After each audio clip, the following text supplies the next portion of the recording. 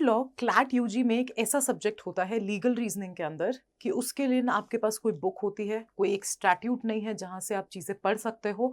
And बहुत ज्यादा confusing होता है। क्रिमिनल लॉ से अगर आप कंपेयर करो तो बहुत सिमिलर दिखता है, बट आपको समझ ही नहीं आता कि इस पर्टिकुलर टॉपिक को which is called as law of torts, उसको कैसे हम कॉम्प्रिहेंड करें और ऐसी क्या चीजें हैं जो हमें डेफिनेटली इस पर्टिकुलर सेक्शन के लिए पढ़नी चाहिए, so that we can ace at least one passage that will definitely be arriving from this one particular topic. So hello CLAT aspirants, welcome back to iConta's CLAT YouTube channel। और आज इसी confusion का, इसी question का ultimate solution ले आई हूँ आपके लिए। And in this video I'm gonna tell you the TOTS most confusing doctrines that I will be explaining you. और ये वो डॉक्ट्रीन्स हैं जहां से 100% एक पैसेज आपके प्रीवियस ईयर क्वेश्चन पेपर्स को भी अगर आप उठाकर देखोगे, you will definitely get one passage from these doctrines. And that is why I thought that I will cumulate all those doctrines in just one particular video, so that आपको topics पता चल जाए, उनके बेसिक्स पता चल जाए, so that आप उन क्वेश्चंस को और प्रैक्टिस कर सको and then you can move ahead with your preparation, right? So that is where I have brought you with all the possible questions and all the possible doctrines that can be coming in your CLAT 2026 examination from law of torts. And definitely, I am relying on this particular statement that all these doctrines, because if you pick up the previous year question papers, you will have 100% guarantee that yes, ma'am was right. And these are the only doctrines that we need to do.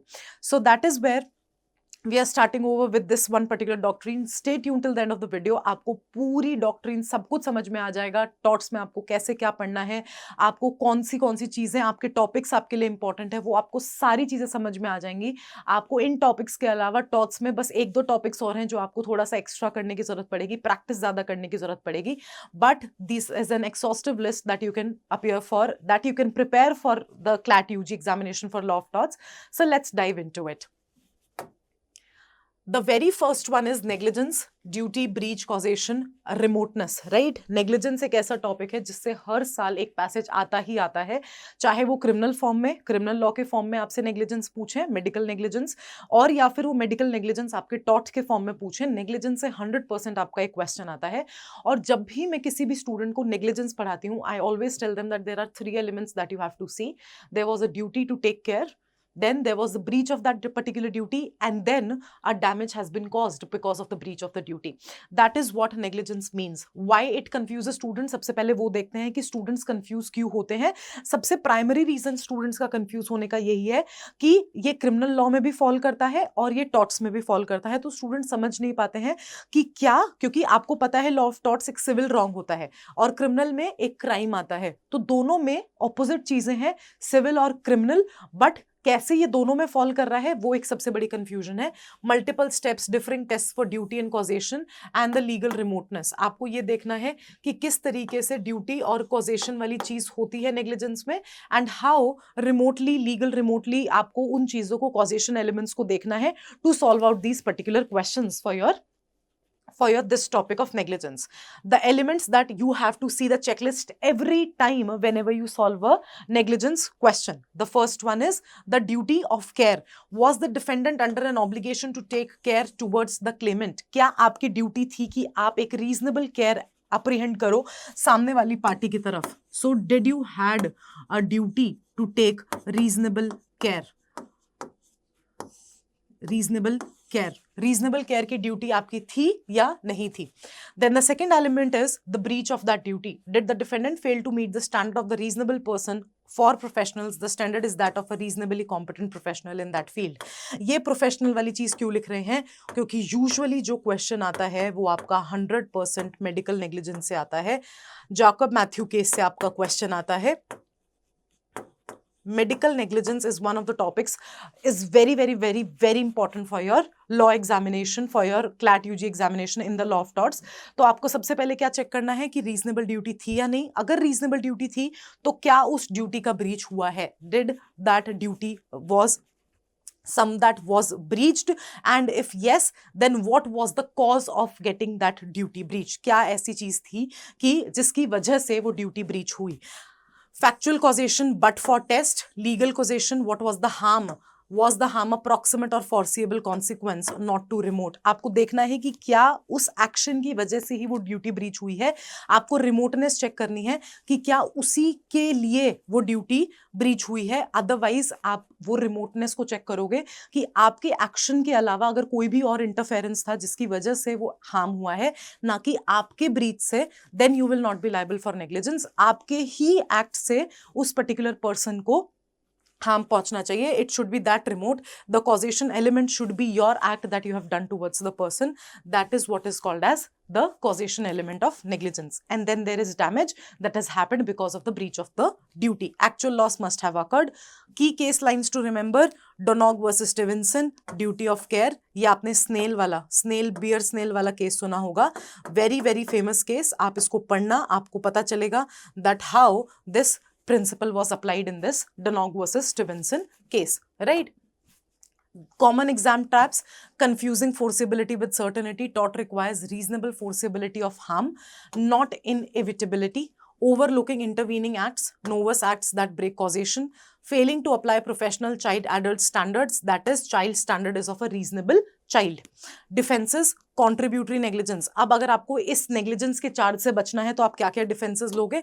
Contributory negligence reduces damage, volenti non fit injuria की आपका consent था, statutory authority, inevitability, that is the act of God. ये सारे defences होते हैं जो आपको एक टॉर्ट के अगेंस्ट मिल सकते हैं. आपको मैंने डिफेंसेस भी बता दिए क्योंकि इन डिफेंसेस से भी 100% एक क्वेश्चन कभी कभी आपके क्लैट एग्जामिनेशन में पूछ लिया जाता है. And there has been a trend कि वो कॉन्स्टी क्रिमिनल लॉ कॉन्ट्रैक्ट से क्वेश्चंस कम करते जा रहे हैं, टॉर्ट से क्वेश्चन बढ़ाते जा रहे हैं, because tort being a bit of a technical subject, right? Mini hypo and a model answer: a hospital nurse administers wrong dosage and patient dies. क्या यहां पे उसकी ड्यूटी थी to take care? Yes, because she was a nurse, so her duty was to take care. Did she breach that duty? Yes, she breach that duty. Causation: क्या उसके act की वजह से पेशेंट की डेथ हुई? Yes, because that dosage was wrong. There was a harm caused? Yes, because the patient died. Was there a negligence? Let's see. The nurse owed a duty to the patient, breached the professional standard, factual and legal causation established, hence it is negligence. Hence it is negligence.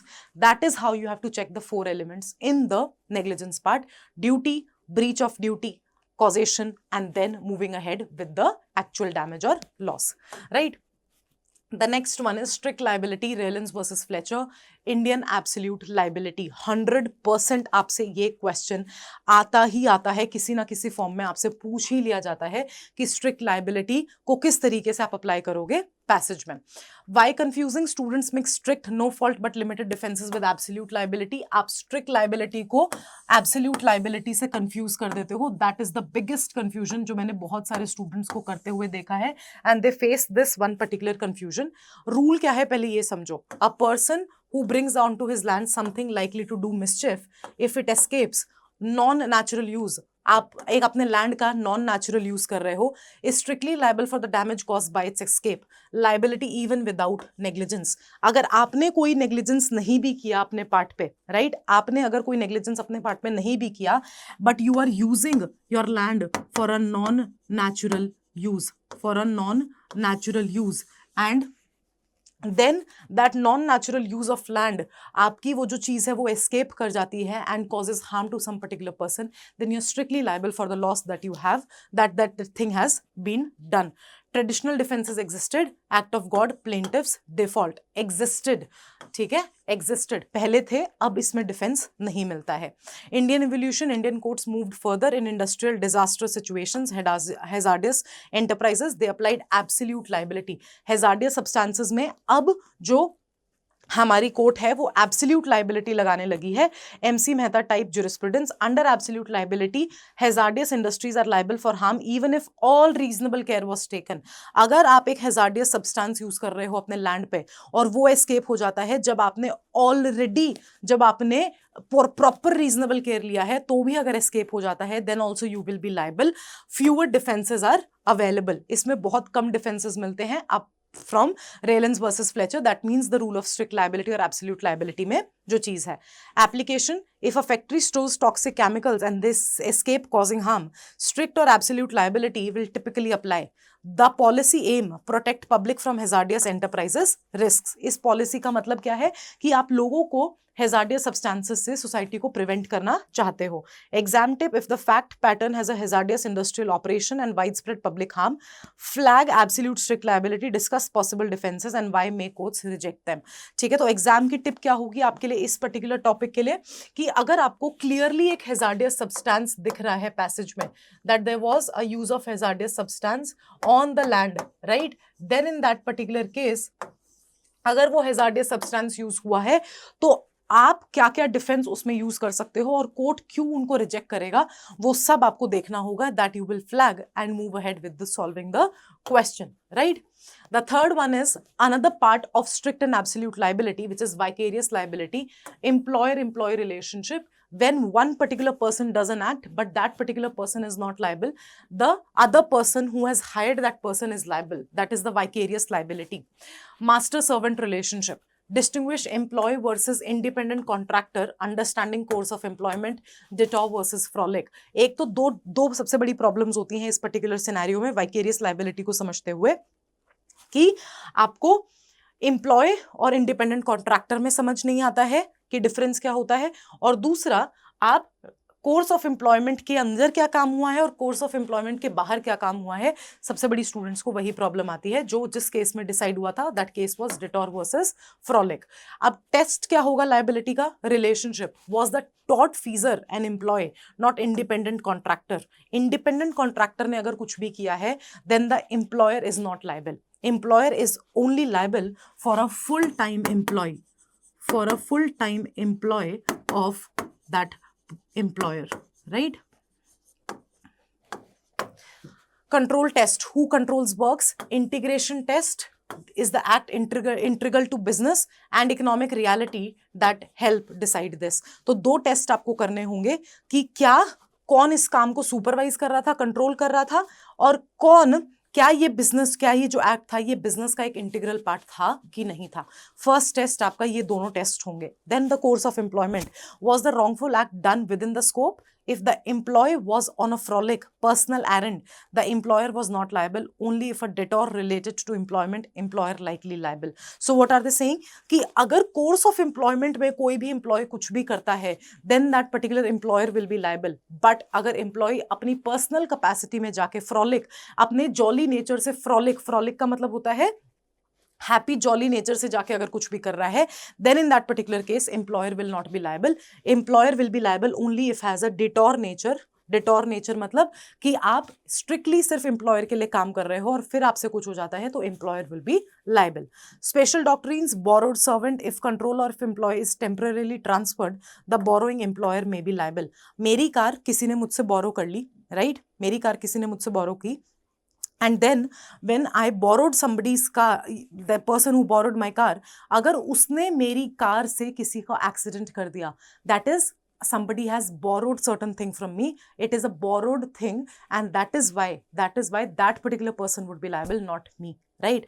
That is called as the vicarious liability. That is the principle of borrowed servant or the borrowed thing. The next one is nuisance versus trespass. Again, a very important topic. Very important topic that you have to understand the difference here. कि दोनों में क्या difference समझ में आता है. दोनों similar से लगते हैं जब आप solve करते हो इनके questions. But how are these different?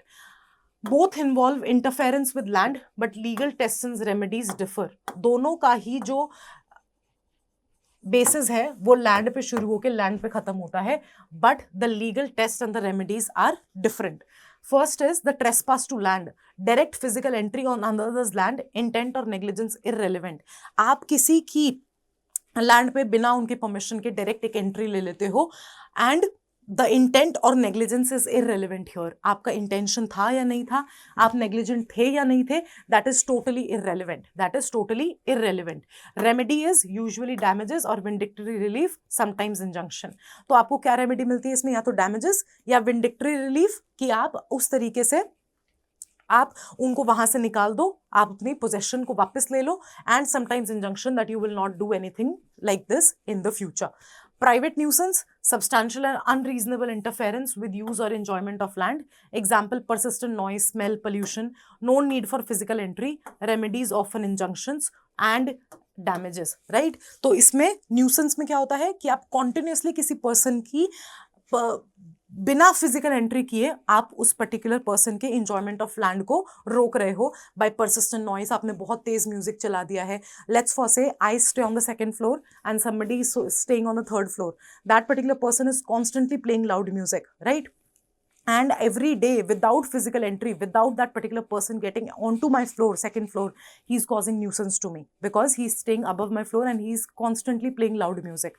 That is what is called as private nuisance. But if that person directly enters at my place and possesses my property on the second floor, that is trespass. So that is where you have to understand the difference. What is public nuisance? Interference with rights common to the public at large. That is called as public nuisance, right? What should be the exam tip here? Is there a physical entry? Trespass. If interference with enjoyment, order, smoke without entry, it will be nuisance. That is what is the difference. Physical entry हो रही है तो वो trespass में fall करेगा, लेकिन अगर एक non natural entry हो रही है जहां पर आप नहीं घुस रहे हो but still you are creating nuisance to that particular person, then it will be nuisance, right? That is something that you have to understand. The next one is defamation. 100% इससे भी एक क्वेश्चन आता है. वही क्रिमिनल लॉ से आ जाए चाहे taught से आ जाए, there is always a question that is there from defamation, one of the hottest topics for CLAT examination. Why confusing? आपको पता नहीं होता कि क्या मैटर पब्लिकेशन हुआ है मैटर का कि नहीं हुआ है. डिफेंसेस आप क्या ले सकते हो? Truth, fair, comment, privilege and the interplay with freedom of speech. कि बहुत लोग डिफेंस लेते हैं कि हमारा फ्रीडम ऑफ स्पीच है, राइट? एलिमेंट्स क्या होंगे? False statement. आपको ये एलिमेंट्स ध्यान रखने हैं while you making somebody liable for defamation. False statement, that the statement was false, it was published to a third party. Third party की knowledge में आना चाहिए हमेशा, then only it will be defamation. आप जिसके अगेंस्ट स्टेटमेंट बोल रहे हो सिर्फ उसको पता चल जाए, that will not be defamation, right? It should always be communicated to a third party. Statement refers to the claimant, causes harm to the reputation. These are the 4 elements that you have to understand for defamation. Truth, defences क्या होंगे? अगर कोई statement सच्ची है तो वो defamation में 100% fall नहीं कर सकती, तो ट्रूथ एक इसका बहुत अच्छा डिफेंस है. फेयर कमेंट, जिसमें आपने सिर्फ ओपिनियन दिया हो, आपने पब्लिक इंटरेस्ट में कोई चीज बोली हो. Absolute qualified privilege, statements in parliament, courts, ये सारी प्रिविलेज्ड कम्युनिकेशन होती है जो होनी जरूरी होती है अगर किसी पर्टिकुलर पर्सन ने खुद ही कॉन्सेंट दिया हो उस पर्टिकुलर स्टेटमेंट को पब्लिश करने के लिए. ये सब आपके डिफेंसेस होते हैं for defamation. The exam tip is, if statement is true, no defamation, but consider public interest test. If the statement is an opinion, clearly not presented as a fact, fair comment may apply. So that is how you have to solve the question for defamation. This was the 5 most important doctrines that you have to study for law of torts. But अगर आपको part 2 चाहिए जिसमें मैं आपको वो भी topics बता दूं जो थोड़े से लेस इंपॉर्टेंट होते हैं बट कभी कभी उसमें से एक पैसेज आ जाता है, तो जल्दी से कमेंट डाउन कर देना पार्ट 2. आईकॉन्टा ने अपना क्रैश कोर्स लॉन्च कर दिया है. If you are somebody who is starting late with their preparation, it's just 80 days left for your CLAT examination to happen. अभी से बकल अप कर लो because the time is less. लेकिन हम आपको स्क्रैच कोर्स में स्क्रैच से सब कुछ पढ़ाने वाले हैं. आपको कुछ भी क्रैश नहीं पढ़ाएंगे, सब कुछ डिटेल में पढ़ाया जाएगा and at very negligible prices. All you have to deal with this one particular crash course is to give us time for the next 2 months so that you can ace this one particular examination with flying colors.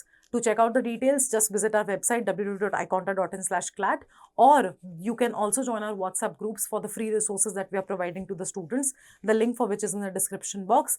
आपको expert mentors वहाँ groups में guide कर रहे हैं absolutely free of cost. तो जल्दी से किस चीज़ का वेट कर रहे हो, WhatsApp groups को join कर लो. Until then, I'll see you in the next video. All the very best for your preparation, and yes, do not miss out the opportunity. सिर्फ 3 महीने हैं, जल्दी से तैयारी करो, and I'll see you in the NLUs next year because that is ultimately that you are aiming for.